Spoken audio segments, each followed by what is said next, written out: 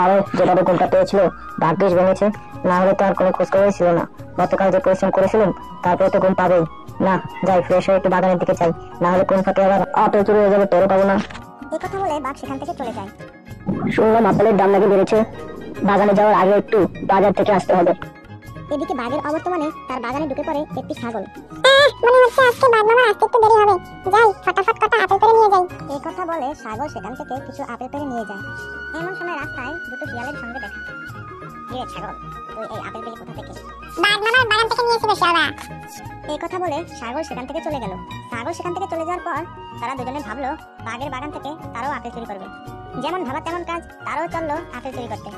এইদিকে বাঘ তার বাগানে এসে কার এত বড় সাহস আমার বাগান থেকে আপেল চুরি করে? একবার ধরতে পারলে বেটাকে চিবিয়ে খেয়ে ফেলবো। তারপর বাঘ দুপুর পর্যন্ত পাহারা দিয়ে বলল, না, দুপুর হয়ে এলো, এখন আর কোনো কেউ আসবে না। যাই, যে দুপুরের খাবারটা খেয়ে আসি।